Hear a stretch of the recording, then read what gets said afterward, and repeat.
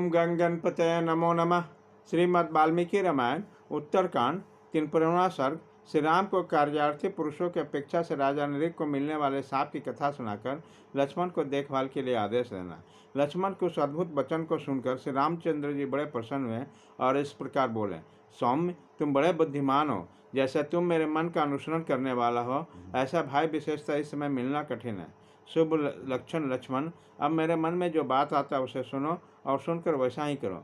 सौम्य, सुमित्रा कुमार, मुझे पूर्ववासियों का काम किए बिना 4 दिन व्यतीत हो गया। यह बात मेरे मर्म स्थल को विदीर्ण कर रही है। पुरुष परवर, तुम प्रजा पुरोहित और मंत्रियों को बुलाओ। जिन पुरुष अथवा स्त्रियों को कोई काम हो उनको उपस्थित करो। जो राजा प्रतिदिन पूर्ववासियों के कार्य नहीं करता, उन सदैव सब ओर से निच्छिद्र अथवा वायु संचार से रहित घोर नरक में पड़ता है।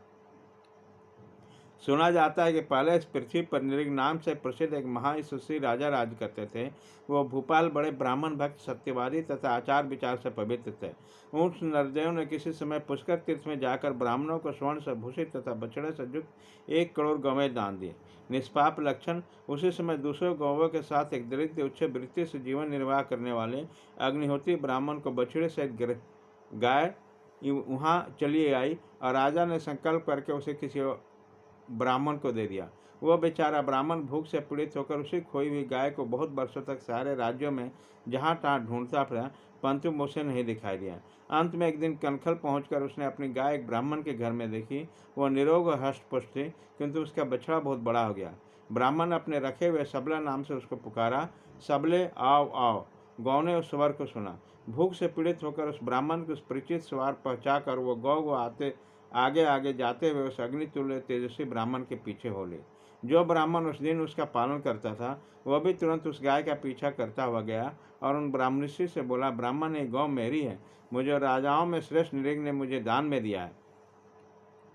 फिर तुम दोनों विद्वान ब्राह्मणों में उस गौ को लेकर महान विवाद खड़ा हो गया और दोनों परस्पर लड़ते झगड़ते उस दानी नरेश नृग के पास गए। वह राजभवन के दरवाजे पर जाकर कई दिनों तक टिके रहे, परंतु उन्हें राजा का न्याय नहीं प्राप्त हुआ। वह उनसे मिले नहीं। इससे उन दोनों को बड़ा क्रोध आया। वो दोनों श्रेष्ठ महात्मा अत्यंत संतप्त और कुपित होकर राजा को श्राप देते हुए घोर वाक्य में बोले, राजन, अपने विवाद को निर्णय कराने की इच्छा से प्रार्थी पुरुषों के कार्य की सिद्धि के लिए तुम उन्हें दर्शन नहीं देते हो, इसलिए तुम सब प्राणियों में छिपकर रहने वाले गिरगिट हो जाओगे और 700 वर्षों के दीर्घकाल तक गड्ढे में गिरगिट होकर पड़े रहोगे। जब यदुकुल की कीर्ति बढ़ाने वाला वसुदेव नाम से विख्यात भगवान विष्णु पुरुष रूप में जगत का अवतार देंगे, उसी समय वे तुम्हें इस श्राप से छुड़ाएंगे। इसलिए इस समय तो तुम गिरगिट ही हो जाओगे। फिर श्री कृष्ण अवतार के समय ही तुम्हारा उद्धार होगा।